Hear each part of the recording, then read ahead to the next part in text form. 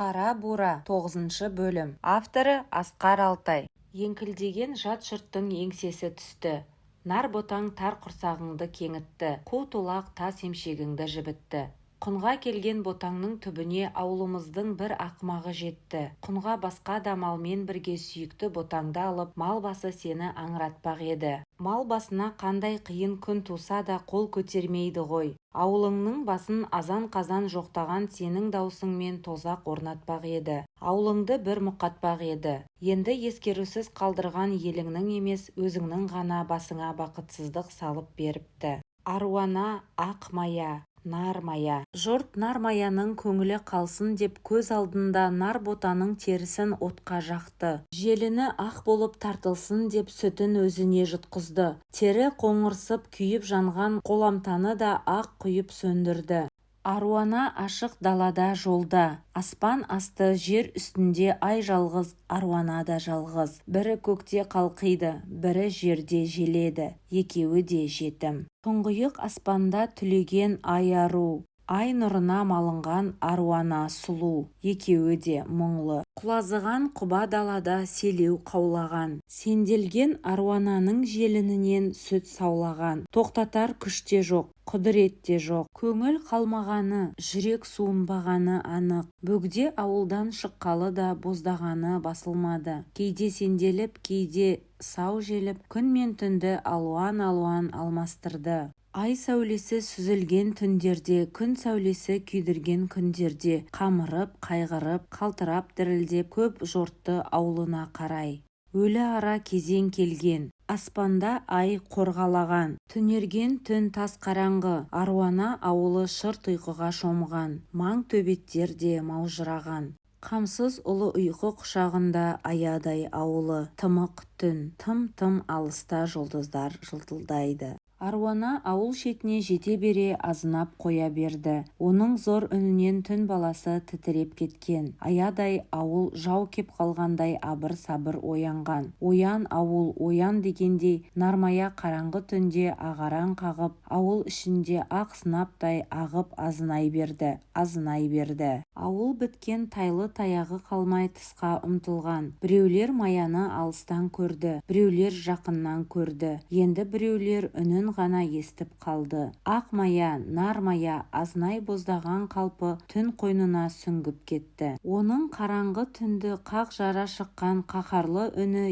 еміс-еміс естіліп тұрды. Ел ұйқыдан қалды. Ол ауыл отырған шілікті сай ішін өрлей-өрлей келіп, кереге жартас қоршаған тұйыққа тірелді. Тұйық табанындағы көп тас бұлақтан бір жұтып алып, әлдебір оңаша өзекпен кереге жартастың төбесіне көтерілген. Нар мая түннің тұңғыш шапағын күтіп тұр. Төрт аяғын тең басқан аруана нар ботасының күйігінен аңырай берді. Жоқтай берді жануар. Кешікпей көкжиекке бозғыл сәуле білінді. Нар мая да бозаң тарта түсті. Таңғы ызғырық есті. Төңірек кенет түрлене бастағандай болып, нар маяға өзгеше әсер еткен. Ол таң алдында өз бойынан тыс түйсік сезгенді. Таңғы салқынмен бойында бір сергу пайда болды. Зілмауыр тартқан денесі жеңілденіп, қараңғылықтың қоршауынан құтқарар түйін шешілгендей өзгеше сезім биледі. Жаңа ғана қап-қара көк кілегейін қалқып алған көк сүттей оңып, қара бояуы орталана берді. Нар мая налуын жиған, боздауын қойған, іштей ғана толқиды.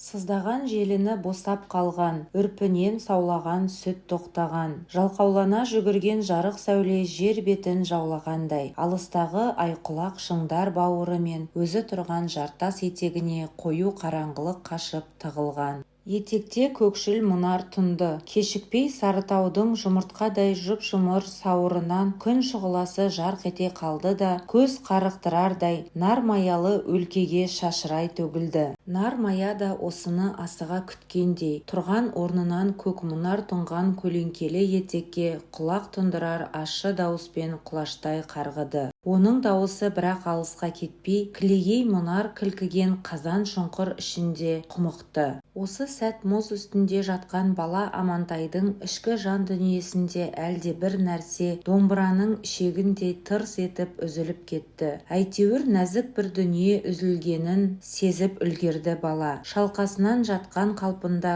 көз ұшында қаракөк аспан жанарынан аунай жөнеліп жыпырлаған жұлдыздар ақты. Одан әрі ештеңені пайымдай алмай қалды. Суық сорған денесінде осыған дейін сау келген санасын от қарып алғандай сезім сәулесі тез сөнді. Денесі де суына берді. Қимылсыз қалды. Ескендір шал түйеқұлаған басына түн ортасына таяу жетті. Бура осы жерде дамыл алыпты. Маңайын шиырлап құмалақ тастапты. Ұзап тезек тере жерде бір кезде өзі артель құрған Калинин бесіншінің шамдары самаладай жарқырайды. Есіне қай-қайдағы құйындай оралып, қысқы суық ауа жетпегендей көкірегі қысылды. Жүрегі қатты соғып, аузына тығылғандай күйге түсті. Қанша ойламайын десе де Ақнар орала берді. Түйеқұлаған маңынан жылдам ұзағысы келіп, биесін қамшымен тартып жіберді. Ол оқыс қимылдан қипың қаға желіп кетті. Өз көңілін өзі аулағысы келіп, кешке дейінгі суық жүрістен қалжырап келе жатса да, бие басын тартып ізге үңілді.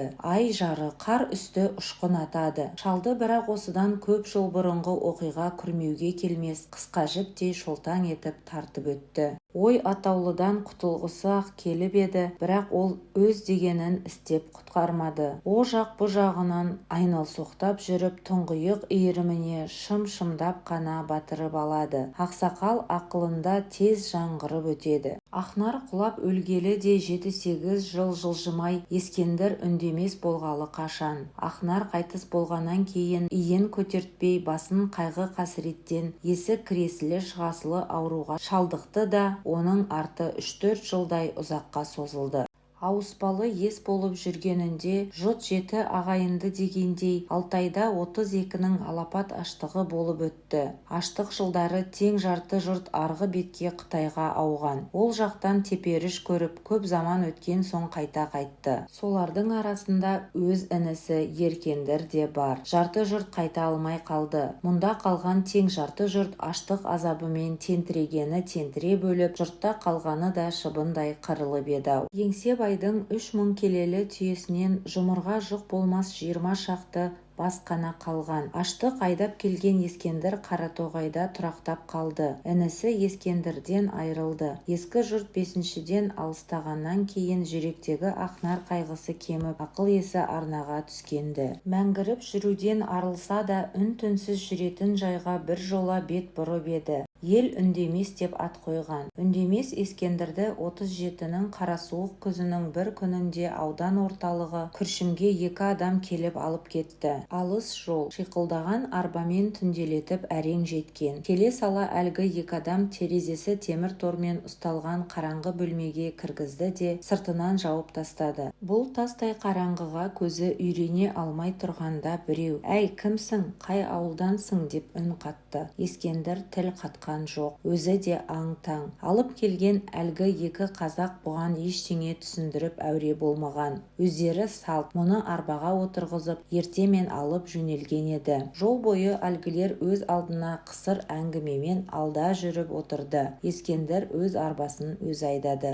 «Өй, тілің байланып қалды ма? Қай ауылдансың деймін?» деді әлгі дауыс енді қатқыл шығып ойын бөліп. «Қаратоғайдан» деп Ескендір бірақ қайырды. «Мен Қойтастың ауылнайы Жомартпын» деді төрт жақта жатқан дауыс. «Кел бері отыр.